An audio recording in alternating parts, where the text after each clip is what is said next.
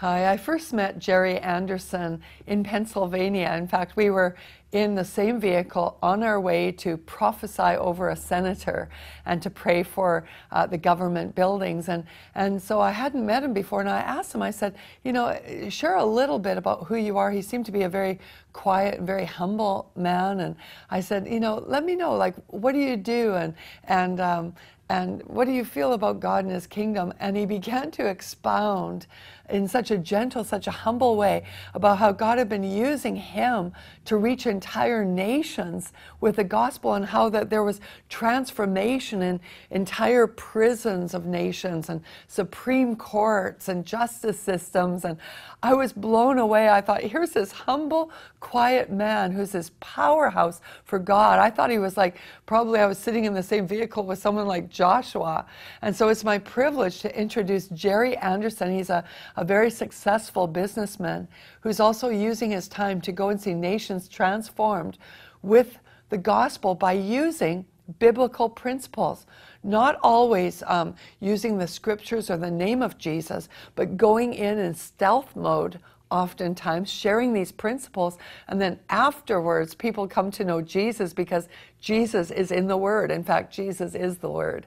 And so here's Jerry Anderson now to share a story about how God invaded Columbia prisons. It's awesome. LORED is an organization, a training organization since 1989, and was really thought that was for the United States.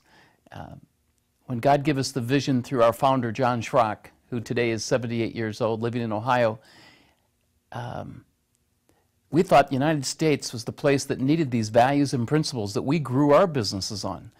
And I was in publishing in California, and John and Bernie in publishing in Ohio, and we've seen our businesses totally change and turn around to God's favor.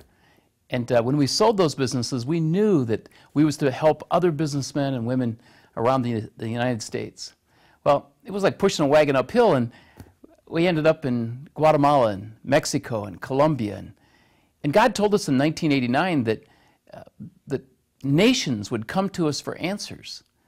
And so all those years that we were traveling throughout those nations, throughout South and Central America and Europe and Africa and Asia, we're waiting for the nations to call. And about 5 years ago, Colombia called, and they said, would you train 11,500 employees? And we thought, finally, yes, we knew this was God calling.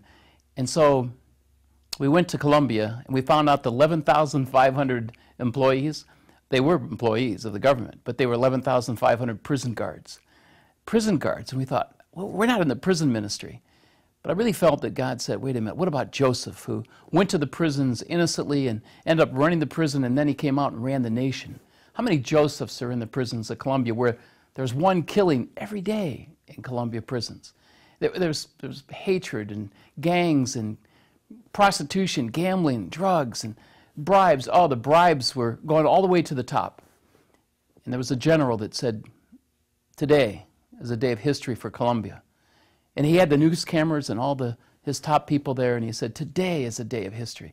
We're not going to change the prisons with more guns, where they house 75,000 prisoners in 142 prisons, but we're going to change the prisons with values and principles through the minds of people. And since I'm the leader, it starts with me, and I'm asking you to follow. Well, over the next 6 months, we started to work with just the leadership, and from the leadership, they started to work with the guards. The change, the transformation that took place, the guards going to the prisoners and asking them for forgiveness, and within months, the guards, the prisoners started to write to the government, please, we want what the guards have. We want to become like the guards. Only God can change a prison like God changed the prisons of Colombia. I remember just a year and a half ago, maybe 3 years had passed, meeting with the top general in charge at this time, and he said, Jerry, last year we had 2 killings in the entire prisons of Colombia. He said, what a transformation that took place. Wow. Only God can make a change like that through what I believe Moses was doing with the second generation, of teaching values and principles in Deuteronomy 28. If you do these things, you'll be the head, not the tail. God's so good today.